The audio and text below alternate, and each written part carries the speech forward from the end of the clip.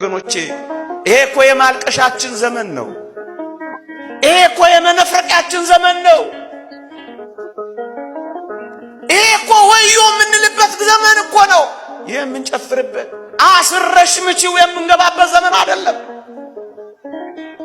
ከባድ የሆኑ የመከራ ዘመናት፣ አስጨናቂ የሆኑ ጊዜያት እየመጡ ነው። መውጣት የሚፈልግ ያለቅሳል፣ መትረፍ የሚፈልግ ይንበረከካል። ነገን ማየት የሚፈልግ ዛሬም በእግዚአብሔር ፊት ይወድቃል። ለሚያልፉ ቀናት እንዳታልፉ፣ ያልፋሉ። ማልፍ የለም ያልፋል። አሁን ተንበርከኩ፣ አሁን አልቅሱ፣ ኋላ ወዮ ከምትሉ እንዲህ አይነት ጉባኤያት በዚህ ዘመን ሴሬሞኒ እንዳይመስላችሁ፣ የህይወት መለወጫ ወደ እግዚአብሔር ጨክነን መቅረቢያ ይሁኑ ባካችሁ። የሚያስጨንቅ ዘመን እንዲመጣ ይሄን ወቅ ይላል እግዚአብሔር ቃል። ከሚያስጨንቁ ዘመናት በፊት የሚመጡ ዋዜማዎች ላይ ያለን ይመስላል።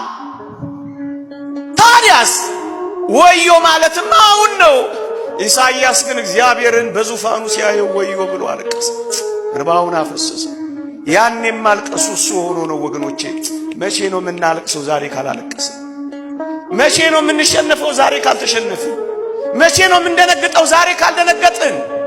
መቼ ነው ወደ ልባችን የምንመለሰው ዛሬ ካልተመለስን?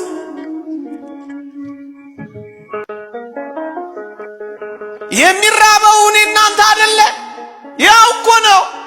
ወንድምህ እኮ ነው የሚራበው፣ ወንድምህ እኮ ነው የሚጠማው፣ ወንድምህ እኮ ነው የሚወድቀው፣ ወንድምህ እኮ ነው የሚዋጋው፣ ወንድምህ እኮ ነው ተስፋ ቆርጦ ሲባጎ ላይ የሚታነቀው፣ ወንድምህ እኮ ነው የሚንከራተተው።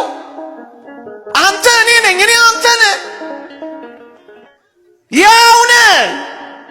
ከሚታመሙት ጋር አትታመሙ፣ ከሚያዝኑት ጋር አታዝኑ፣ ከከፋቸው ጋር ሆድ አይብሳችሁ።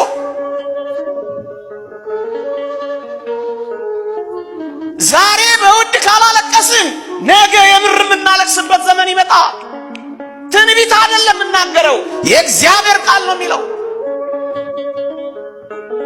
ኢሳይያስ አለቀሰ። ምን አለ? ከንፈሮቻቸው በረከሱባቸው ሰዎች መካከል የምኖር ከንፈሮቼ የረከሱብኝ ወዮ፣ እግዚአብሔርን አይቼዋለሁ አለ።